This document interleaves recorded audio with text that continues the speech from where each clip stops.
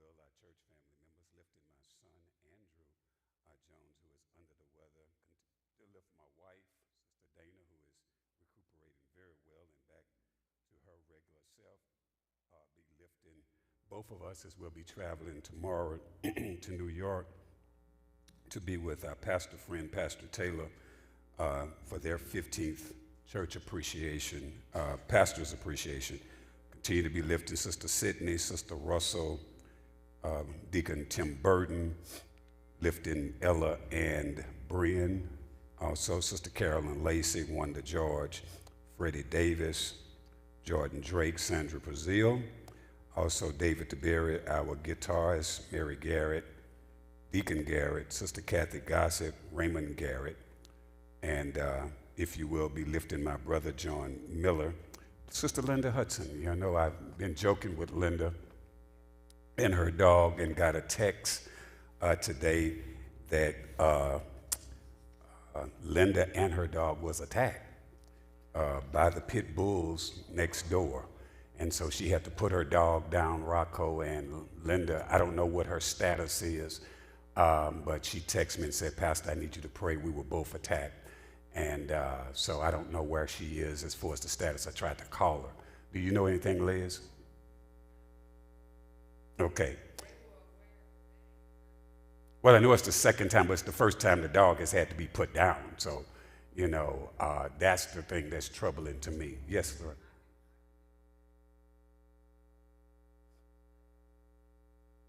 Oh, okay. Yes.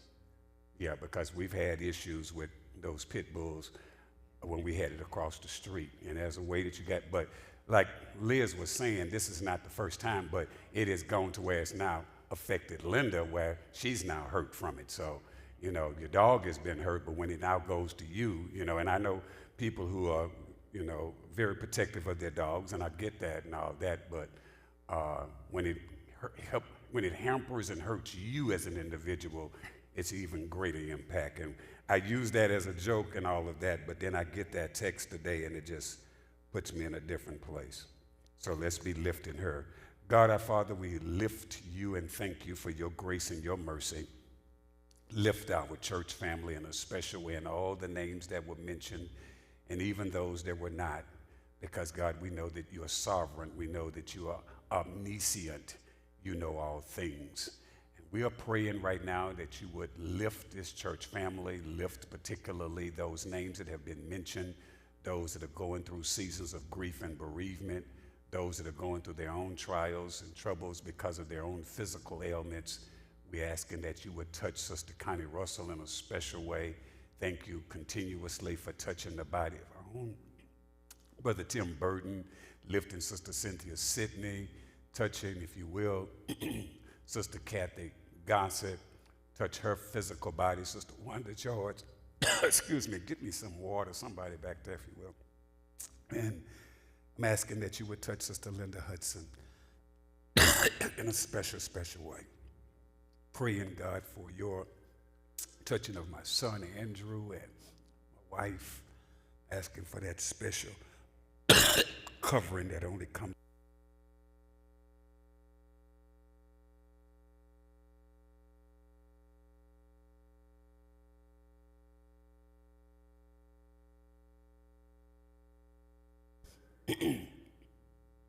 Wow.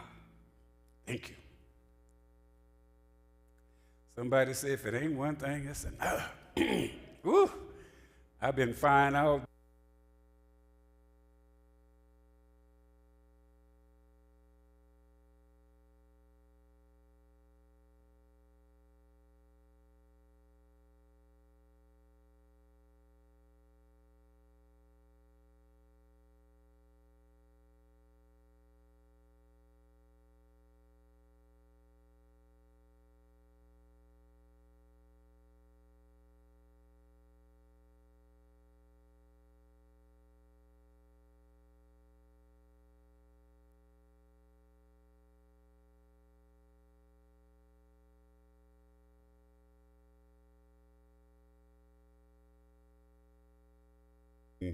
Chapter number 1, commencing with verse number 1, it says, during the time of the judges, there was a famine in the land.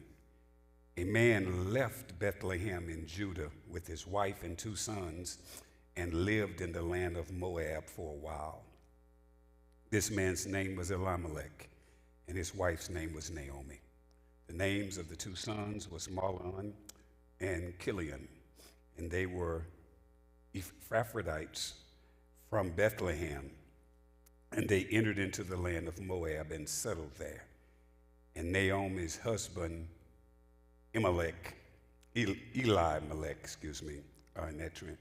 from Bethlehem of Judah, they entered into the land of Moab and settled there. And Naomi's husband, Elimelech, died, and she was left with 2 sons. Her sons took Moabite women as their wives. One name was Orpah, and the second was Ruth. And after they had lived in Moab about 10 years, both Mahlon and Chilion had died, and Naomi was left without her 2 children and without her husband.